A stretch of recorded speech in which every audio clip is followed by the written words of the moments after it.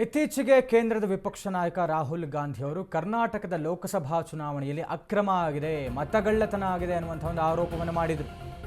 ಕರ್ನಾಟಕದಲ್ಲಿ ಮತಗಳ್ಳತನದ ಬಗ್ಗೆ ರಾಹುಲ್ ಗಾಂಧಿ ಅವರು ಆರೋಪವನ್ನು ಮಾಡಿದರು. ಬೆಂಗಳೂರಿನಲ್ಲಿ ಮಾಜಿ ಸಂಸದ ಡಿ.ಕೆ. ಸುರೇಶ್ ಇದೇ ವಿಚಾರವಾಗಿ ಪ್ರತಿಕ್ರಿಯೆ ಕೊಟ್ಟಿದ್ದಾರೆ. ವೋಟರ್ ಲಿಸ್ಟ್ನಲ್ಲಿ ಸಾಕಷ್ಟು ಗೊಂದಲ ಇರೋದನ್ನು ನೋಡಿದ್ದೇವೆ.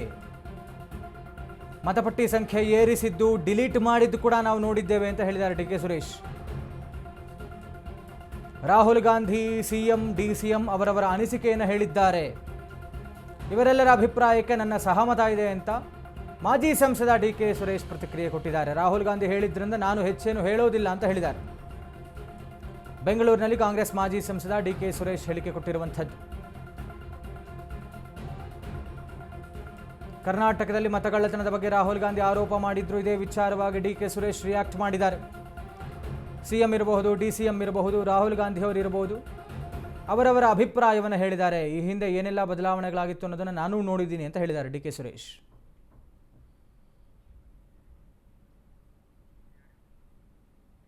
ಪಟ್ಟಿಗಳಿಗೆ ಸಂಬಂಧಪಟ್ಟಂತೆ ಸಾಕಷ್ಟು ಚುನಾವಣಾ ಮತಪಟ್ಟಿಗಳಿಗೆ ಸಂಬಂಧಪಟ್ಟಂತೆ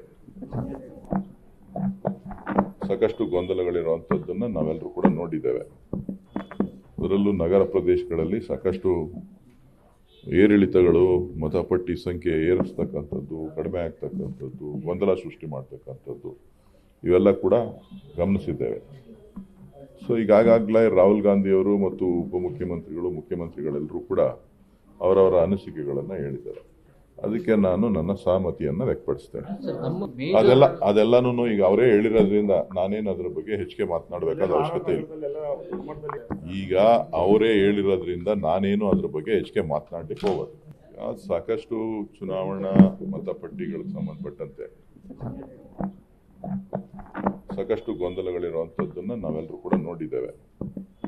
ಅದರಲ್ಲೂ ನಗರ ಪ್ರದೇಶಗಳಲ್ಲಿ ಸಾಕಷ್ಟು ಏರಿಳಿತಗಳು, ಮತಪಟ್ಟಿ ಸಂಖ್ಯೆ ಏರಿಸ್ತಕ್ಕಂಥದ್ದು, ಕಡಿಮೆ ಆಗ್ತಕ್ಕಂಥದ್ದು, ಗೊಂದಲ ಸೃಷ್ಟಿ ಮಾಡ್ತಕ್ಕಂಥದ್ದು ಇವೆಲ್ಲ ಕೂಡ ಗಮನಿಸಿದ್ದೇವೆ.